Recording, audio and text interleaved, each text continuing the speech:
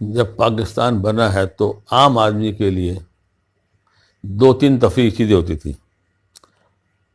یا تو سمندر پہ چلا جائے یا فلم دیکھ لے.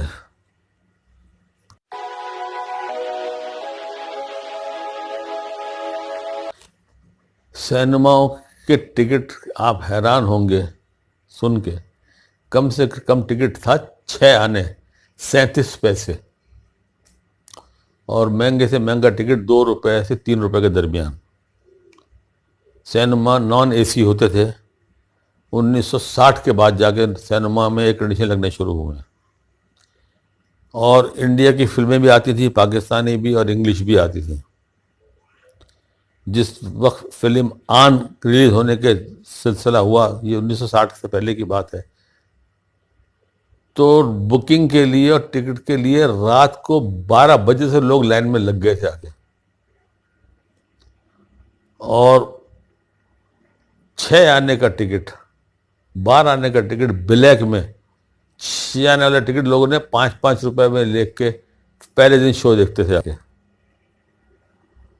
اور انگلش فلموں کا بھی یہی حال تھا. فلمیں ایک بین ہر آئی، دوسری اور فلمیں آئیں، بڑا ان کا نام ہوتا تھا.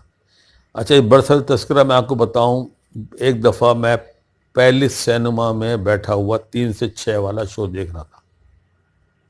میں کیونکہ خود اس کا راوی سے بتا رہا ہوں آپ کو کہ انقلاب زمانہ کیا ہوتا ہے.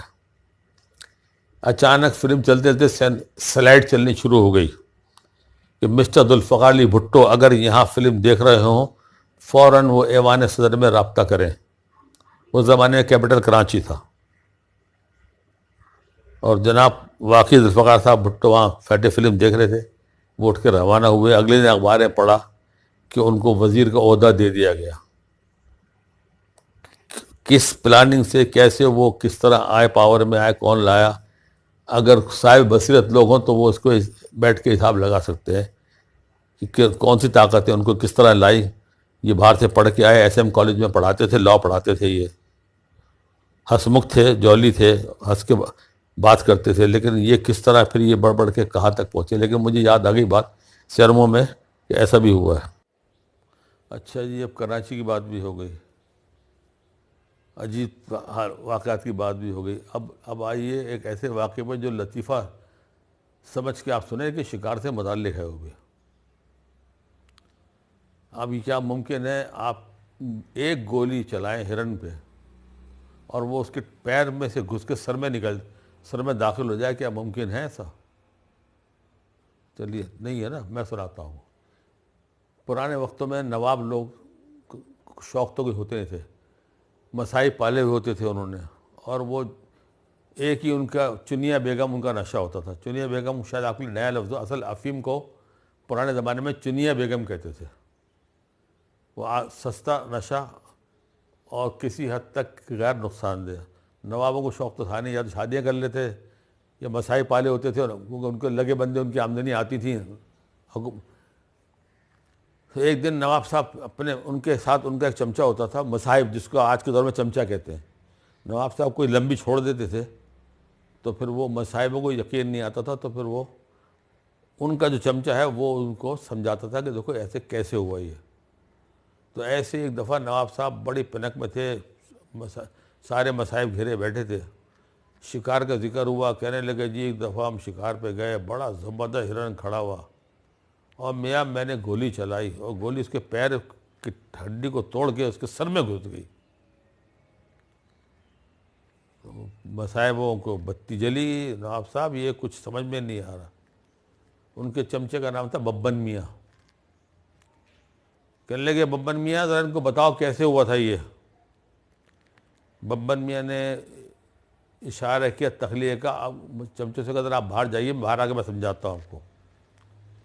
جب تخلیہ ہو گیا تو انہوں نے نواب صاحب سے کہا نواب صاحب اتنی لمبی مت چھوڑا کریں کہ مجھے سنبھالنا مشکل ہو جائے. آج تو میں سنبھال رہا ہوں، لیکن آج کے بعد مہربانی کریے گا اتنی لمبی مت چھوڑیے گا.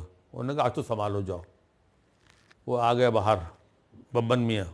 ہاں بھائی، کون کس کو اعتراض تھا نواب صاحب کے اس شکار کے اوپر؟ دو تین آدمی ہاتھ اٹھا دیے. انہوں نے کہا کمبختوں، تم نے کچھ شرم آنی چاہیے. نواب صاحب کو بتانے لگا تو میں بتاتا ہوں کس طرح ہوا تھا.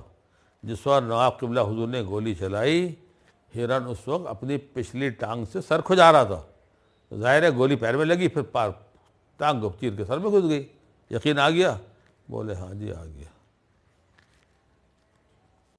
اب چلتے سے لطیفہ سن لیجئے، کہنے کو بہت کچھ ہے لیکن آپ بھی بور ہو رہے ہوں گے، لطیفہ سن لیجئے۔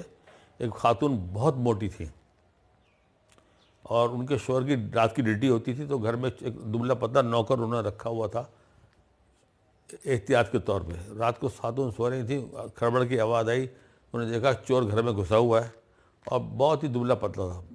خاتون نے آواز دیکھا تھا، چھلانگ ماری، جا کے گرا کے چڑھ کے بیٹھ گئی اس کے اوپر، اور ملازم سے کہا بھاگ کے جا موڑ پہ جو چوکیدار بیٹھا ہے ان کو لے کے آؤ۔